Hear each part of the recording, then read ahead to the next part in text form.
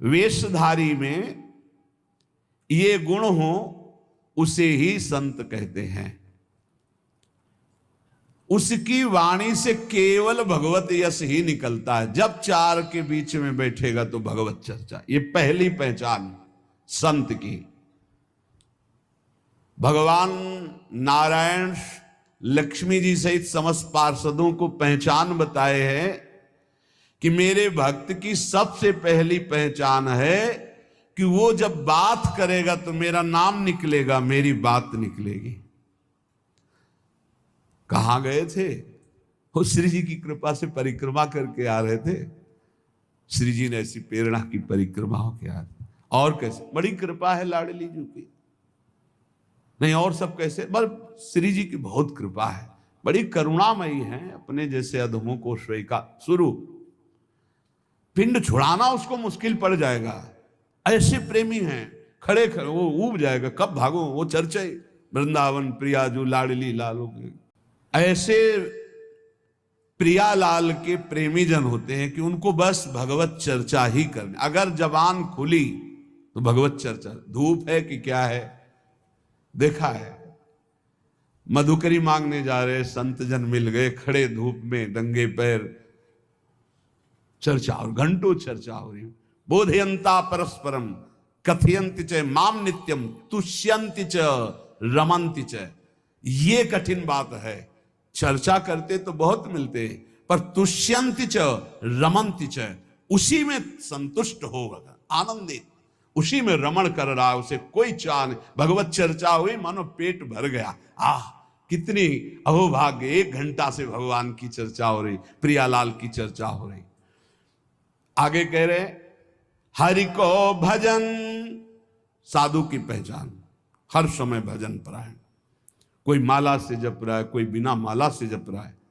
बिना माला से जपने वालों की पहचान होती है, वो गुरु प्रसाद से जागृत होती है। एक दृष्टि में पता चल जाएगा ये बहिर्मुख है या अंतर्मुख होकर नाम जप कर रहा है। जहां एक दृष्टि गई तो पता चल जाता है। अंतर्मुख का एक अलग होता है, वो एक कुछ अलग चेहरा हो, चाहे जितना वो छुपाना चाहे नहीं छुपा सकता। एक दृष्टि में पता चलता है नाम जापक है, अंतर से में नाम चल रहा है।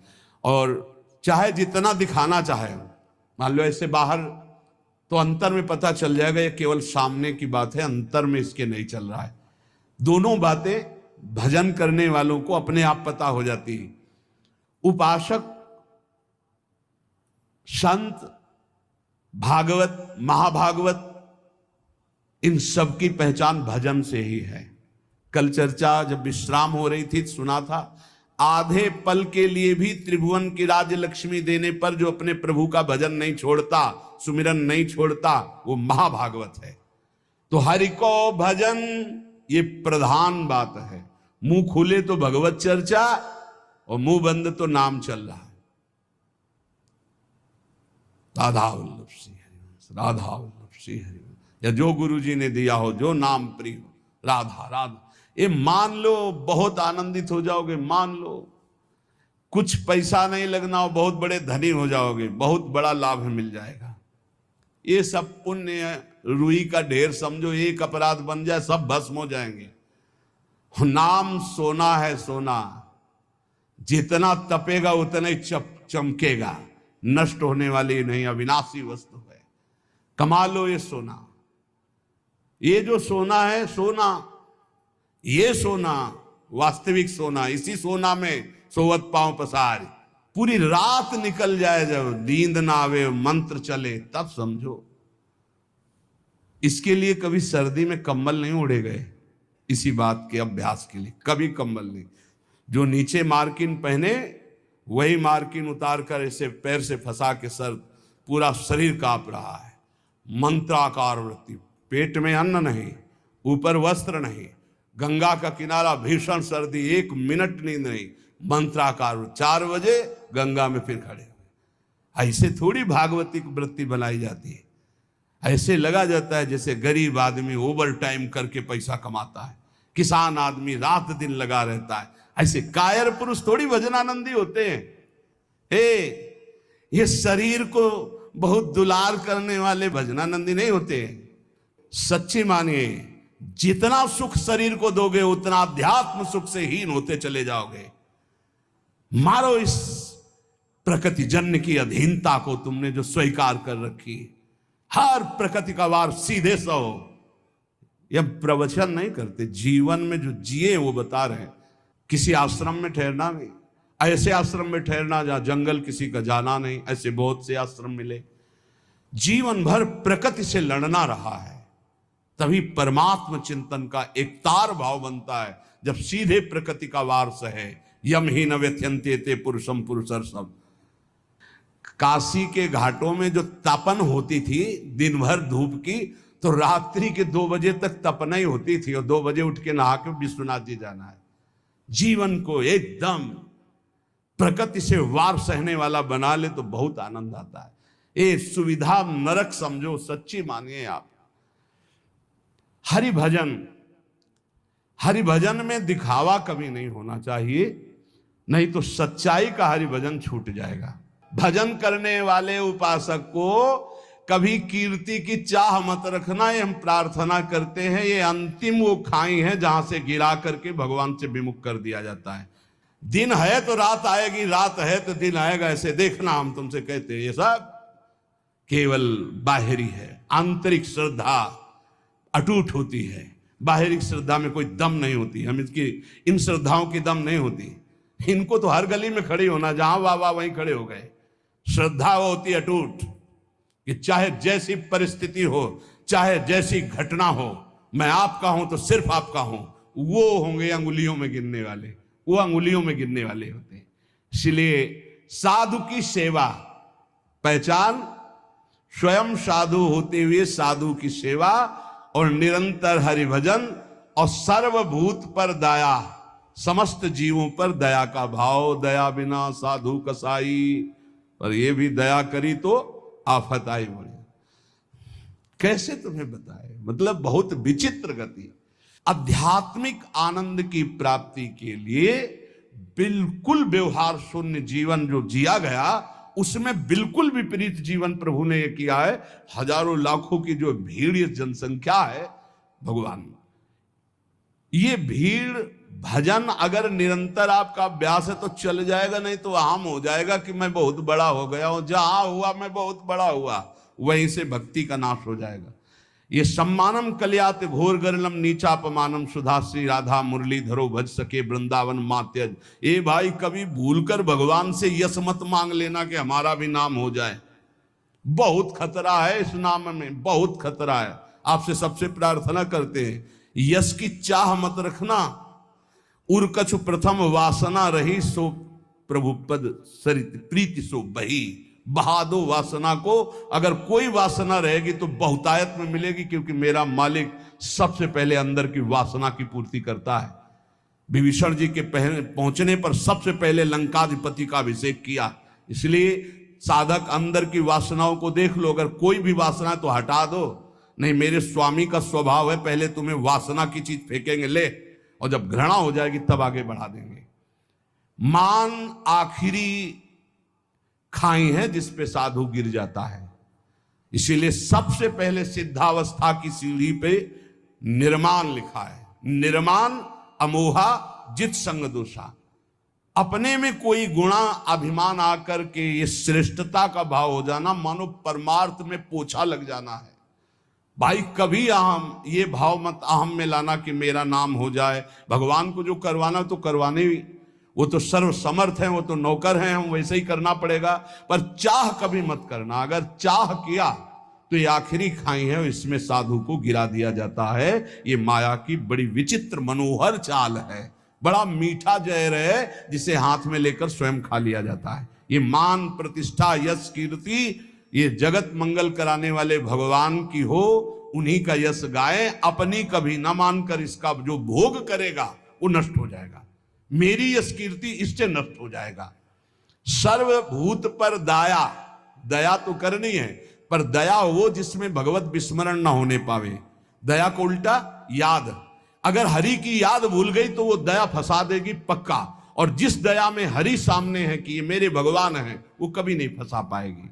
संत के लक्षण, जब वाणी खुले तो भगवत चर्चा, जब वाणी बंद तो भगवान नाम जप, और स्वयं साधु होते हुए साधु की सेवा एक प्रधान लक्षण है।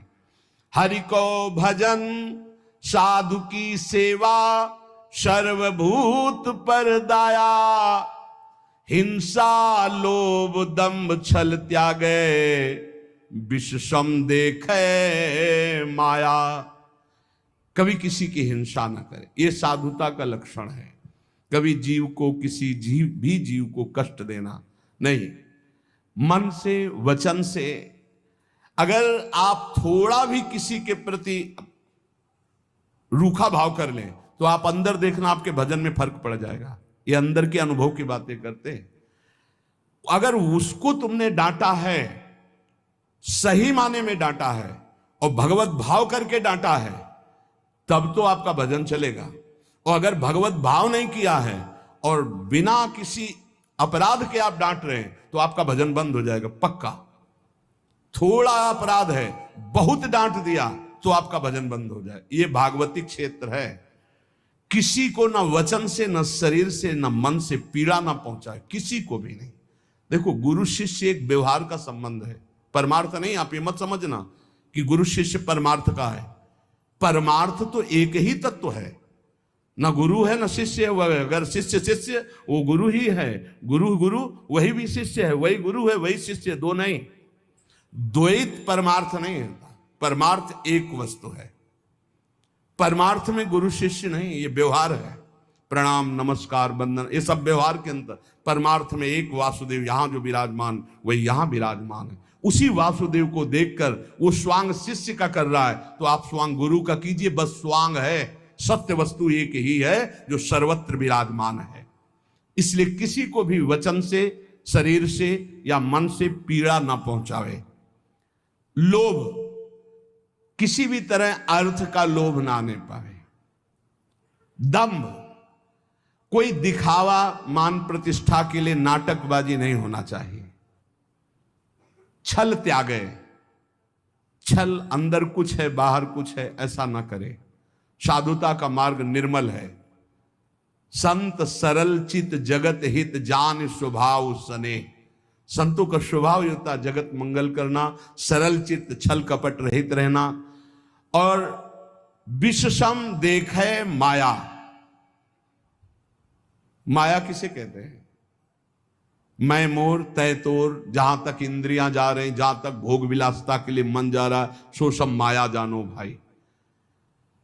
अपने माया में ही जी रहे हैं, माया में ही रह रहे हैं, माया के ही शरीर में है।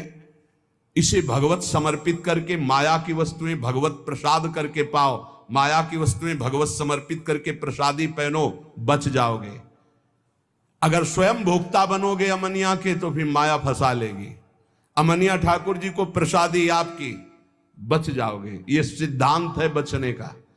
एक भी वस्त्र बिना ठाकुर जी को अर्पित किए मत पहनना। एक बूंद पानी बिना अर्पित किए मत पीना। एक भी अन्न का टुकड़ा बिना अर्पित किए न जाए तो आप देख लेना माया मुक्त हो जाओगे। सहनशील साधु कौन?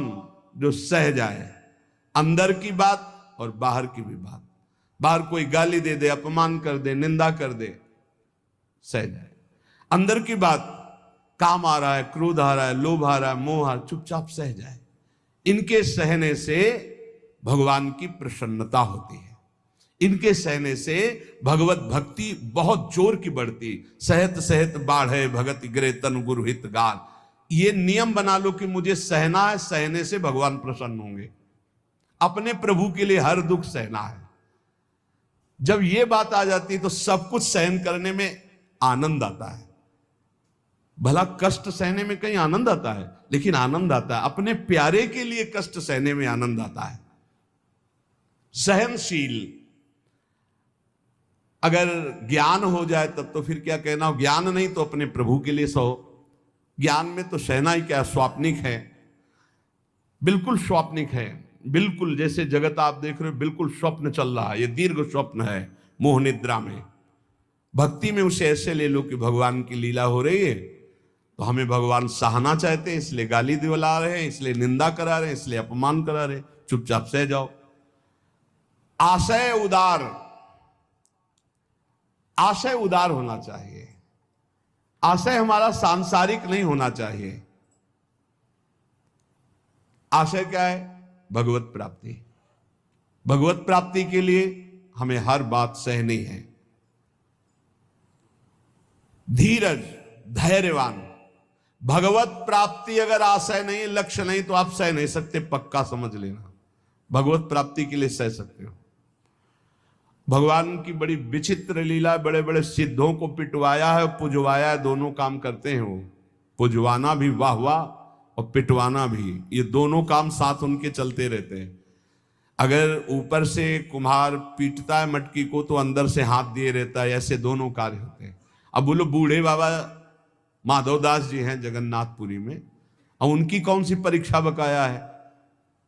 साथ ले जाते हैं बाबा, रात्रि में शयन हो जाता है जगन्नाथ जी का, आते हैं बाबा चलो आज राजा के बगीचे के कटहल का, बड़ी खुशबू मार रही, पके कटहल है, तो जय जय आप सुबह हमें आदेश करें, हम राजा के पास जाएंगे, भिक्षा मांगेंगे, वो कटहल लाके आपको दे देंगे।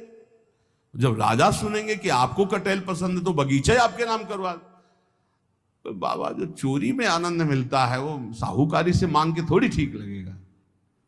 बोले वैसे प्रभु चोरी क्या हो, तो आप ही का बगीचा है, आपका ही तो। बोले उपदेश मत करो, हमारे साथ चलो। बाबा को ले गए, बाउंड्री फंदवाए, ठाकुर जी झील कर बाउंड्री सुनको, 9 किशोर, ये तो आप चढ़ गए। बाबा आप ऊपर कटहल के पेड़ में, वो बहुत पका है। बोले अनीति मत करो जय जय, आप 9 किशोर आप चढ़ो, हम नीचे हैं। बाबा तुम चढ़ो, हम नीचे से बताते रहे। जो ही कटहल एक तोड़कर पका फेंका, उसने कहा वाह वाह बाबा बहुत। अरे बोले जय जय, इतनी जोर से वाह वाह कह रहे हो कि चौकीदार सब जान जाएंगे, पिटवाओगे आप हमें। फिर दूसरा जो फिर वाह वाह, तो दरवाजा खुला, चौकीदार आए, आप तो अंतर ध्यान हो गए, पकड़े गए माधोदास। रात्रि का समय तो 10-5 डंडा होता, पर जब देखे कि कौन है तो पता चला कि तो माधोदास बाबा। तब सुबह राजा के सामने पेशगी हुई। राजा तो उतर कर साष्टांग दंडवत हुआ, अरे महाराज आप आदेश कर देते तो जितने कटहल लगे सब आपकी कुटिया भिजवा देते, आप ऐसा। बोले आप आदेश कीजिए, आप ऐसा। अरे बोले हम क्या आदेश करें, क्या तुम्हें बताएं। समझाया था कि सुबह हम राजा के यहाँ से भिक्षा मांग लाए, पर वो बोले कि ऐसे ज्यादा आनंद आएगा। तो आनंद तो हमें आया महाराज, देखो पूरे डंडा बने हुए तुम्हारे चौकीदार। मतलब क्या? बोले जगन्नाथ जी साथ थे, ऐसा। बड़ा अपराध बन गया। सुबह ही पूरा सब हो जाके जगन्नाथ जी को समर्पित कर दे। बड़े बड़े सिद्धों को पिटवाना। अब वो कहीं भोजन मांगने नहीं जा रहे, रात दिन भजन में डूबे हुए हैं। अपना थाल अपने पार्षदों से जो भोग में लगा सजवा करके आप दिव्य पार्षदों से गायब करवा दिया। माधवदास बाबा के पास, बाबा पा लीजिए, प्रसाद आया जगन्नाथ जी का। हाँ अभी रख दो, फिर हम धो के रख देंगे, बाहर से ले जाना। अब प्रगट पार्षदों ने देखा थाल ही गायब। अब पूरी हल्ला मच गया, जगन्नाथ जी का थाल गायब, भोग का। जब माधवदास बाबा भजन से उठे, खूब प्रसाद पाया और समुद्र से धोकर अपनी झोपड़ी के ऐसे, कुटिया के ऐसे किनारे। किसी ने बताया थाल तो वहां धुली मंजी रखी हुई है जगन्नाथ महाराज जी की, माधवदास बाबा के पास। वहां गए तो देखा था। बोले ऐसा छोड़। अब ये भी नहीं सोचा कि जब भोग लगता है तो सब पार्षद ऐसे बैठते हैं, पर्दा लगता है, वहां से थाल कौन ले जाएगा। बड़ी पिटाई की माधवदास।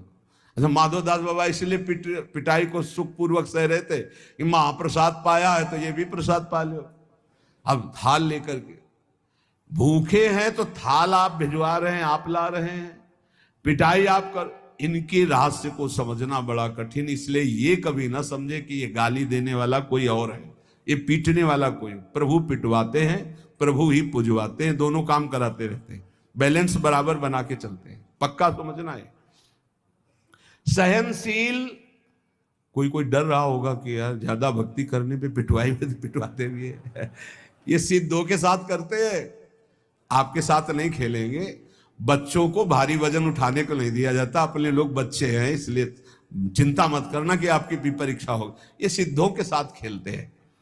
सहनशील, आशय उदार, अति धीरज सहित विवेकी, अत्यंत धैर्यवान और विवेकवान। सद असत का ज्ञान रखने वाले को विवेकी कहते हैं। सत्य वचन, साधु के वचन सत्य होते हैं, इसलिए कभी असत्य न बोले। सत्य वचन सबको सुखदायक, जब बोले तो विचार करके बोले, और ऐसे वचन बोले जिनमें दूसरों को सुख मिले। ये बचने का दरिद्रता, वचन में दरिद्रता क्या, कोई पैसा लगता है? बड़े मीठे वचन बोलो बना के, दूसरों को सुख पहुंचाने वाले हितकर सत्य वचन बोलो। और गहि अनन्य व्रते की, अपने इष्ट का अनन्य होगा, ये होता संत की पहचान। बोले इंद्रियजित, 5 ज्ञानेंद्रियां 5 कर्मेंद्रियां उसके बस में होंगी, पर अभिमान न जाके, इंद्रिय विजयी होने का अभिमान नहीं होगा। तो बोले करे जगत को पावन, ऐसा महात्मा सारे संसार को पावन करने वाला होता है। भगवत रसिक तासु की संगति, तीनों ताप न सावन, ऐसे संतों की संगति तीनों ताप, दैहिक दैविक भौतिक सब तापों का नाश करने वाला होता है। तो ये सब भजनानंदी परम हंस है, महापुरुष है। वृंदावन मनु विंदाम्य हम अपि देहम स्वसुकरादि नाम।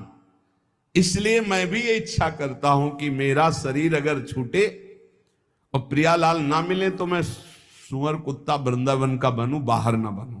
और ये यहां का सिद्धांत है, यहां जिसका शरीर छूटता है उसे बाहर नहीं भेजा जाता। कीड़ा मकुड़ा पशु पंछी जो भी बनेगा वो यहीं का बनेगा।